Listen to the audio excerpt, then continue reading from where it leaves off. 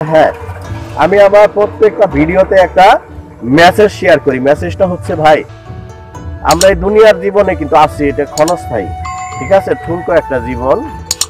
আমাদের কিন্তু সেই অনন্ত জীবনের জন্য কিন্তু আমাদের কাজ করে যেতে হবে।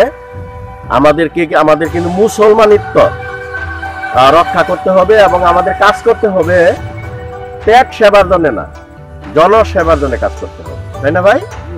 যে আমাদের কিন্তু উদ্দেশ্যটা থাকতে হবে জনসেবা, নট পেট সেবা। যদি পেট সেবার জন্য আপনি লেখাপড়া করেন, ডিগ্রি অর্জন করেন, তাহলে কিন্তু আপনার কিন্তু পাপ হবে, ঠিক আছে। আর আপনি যদি জনসেবার উদ্দেশ্যে সবকিছু করেন, যেমন আজ আমি ভিডিওটা করতেছি জনসেবার উদ্দেশ্যে করতেছি, ঠিক আছে, তাহলে কিন্তু আমার এই ভিডিও করাটাও কিন্তু সওয়াব হতে পারে। পেট সেবার জন্য যদি আপনি মাদ্রাসায়ও পড়েন, আপনার উদ্দেশ্য থাকে যে মাদ্রাসা থেকে ডিগ্রি নিয়ে আপনি পড়াবেন, টাকা পয়সা উপার্জন করবেন, এই উদ্দেশ্য যদি থাকে, মাদ্রাসায় পড়াও আপনার ই হবে, তাই না? তো স্কুল কলেজে পড়লেও আপনারা, আবার বলি যে আপনার মুসলমানিত্বটা ঠিক রাখবেন। মুসলমানিত্ব ঠিক রাখার পদ্ধতি হচ্ছে 5 ওয়াক্ত নামাজে আপনার অ্যাটেন্ড হতেই হবে। আপনি ক্লাসে থাকেন, যেখানে থাকেন, চাকরিতে থাকেন, শুটিং এ থাকেন, যেখানেই থাকেন, আপনার কিন্তু 5 ওয়াক্ত নামাজ অবশ্যই মাস্ট পড়তে হবে। 5 ওয়াক্ত নামাজ, তাহলে আপনার মুসলমানিত্ব ঠিক থাকলো। আর আপনার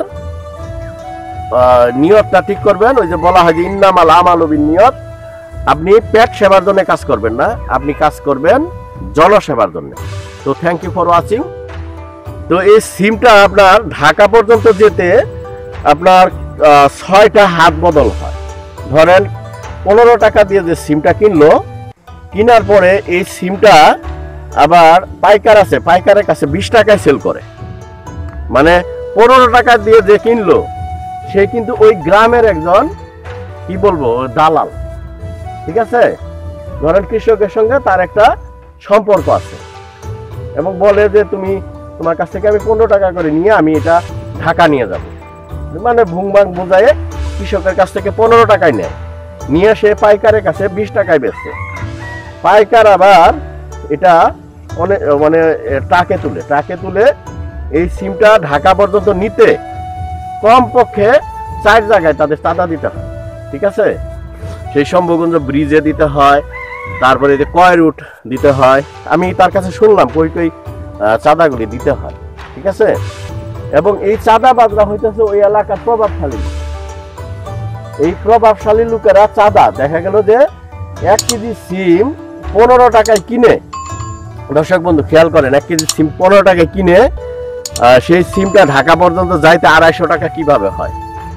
এই চাঁদাবাজরা কিন্তু বিভিন্ন জায়গা থেকে মানে প্রচুর পরিমাণে টাকা তাদের কাছ থেকে নেয়, তাহলে এই ট্রাক যেতে দিবে। তো আমার সরকারের কাছে দাবি যে এই কৃষি পণ্যের যে এত একটা মানে বিশৃঙ্খলা বাংলাদেশে, এই বিশৃঙ্খলা রোধ করার জন্য আপনারা এই চাঁদাবাজদেরকে ধরেন, প্রয়োজনে এখানে সরকারি ট্যাক্সের লোক বসে যে এক জায়গায়, মানে ওই চাঁদাবাজরা যে কাজটা করে ওই কাজটা সরকারি ভাবে করে, ঠিক আছে, করে যেন এই ট্রাকটা কারণ বাজার অব্দি সহজে চলে আসে, এই কাজটা করেন। তাহলে 15 টাকার সিমটা হয়তো বা 30 টাকা হইলেও কিন্তু মানে সহনীয়, কিন্তু এটা 150 টাকা হয়ে যাবে বা 250 টাকা হয়ে যাবে, এটা কিন্তু একটা অস্বাভাবিক একটা বিষয়। আসসালামু আলাইকুম বন্ধুরা, কেমন আছেন সবাই? আশা করি সবাই ভালো আছেন। আজকের এই ভিডিওতে আপনাদেরকে স্বাগতম জানাচ্ছি। আজ আমি আপনাদেরকে নিয়ে আসছি সেই বাংলার সবুজ প্রকৃতিতে।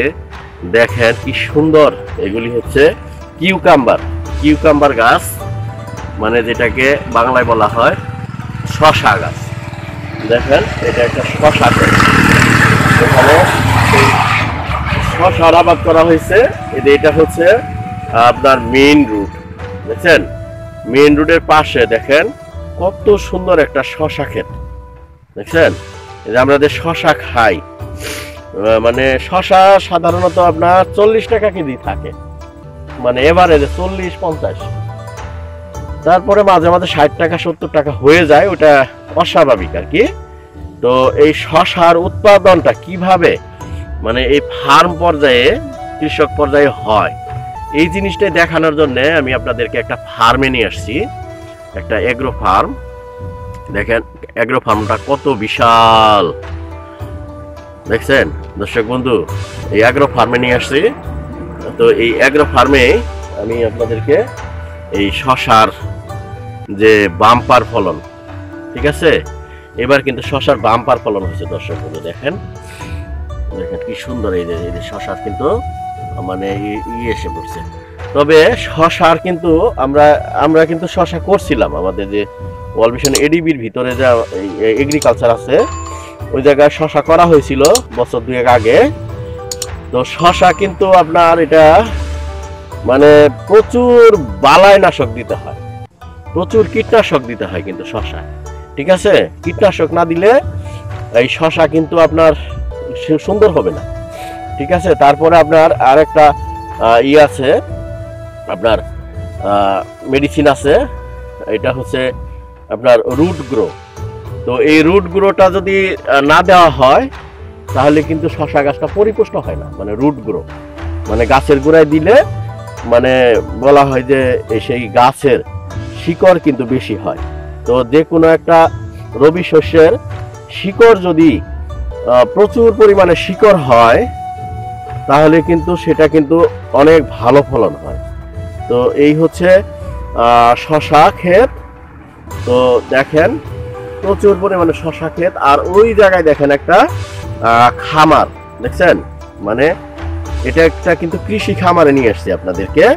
এবং এই এলাকাটায় প্রচুর পরিমাণে, মানে আপনারা ভাষায় প্রকাশ করতে পারতেছি না যে প্রচুর পরিমাণে সবজি হয়। আর আমি সেদিন একটা আরেকটা অনুসন্ধানী ভিডিও করতে যে জিনিসটা আমি আবিষ্কার করলাম যে সিম, কিছুদিন আগে সিমের কিন্তু কেজি 250 টাকা লেগে গেছিল, তাই না? 250 টাকা। সেই সিম সেই কৃষকের কাছ থেকে মাত্র 15 টাকায় কিনে নিচ্ছে। মানে কৃষকের কাছ থেকে সেই গারোকোনা, সেই পাহাড়ের যে মানে সিম ক্ষেতগুলি আছে, ওখান থেকে 15 টাকায়, অনলি 15 টাকায় পাইকার কিন্তু এই সিমটা কিনে নিয়ে যাচ্ছে। সিমটা কিনে নিয়ে যে এই সিমটা ঢাকা পর্যন্ত যেতে, দর্শক বন্ধু খেয়াল করেন, তো এই সিমটা আপনার ঢাকা পর্যন্ত যেতে আপনার 6টা হাত বদল হয়।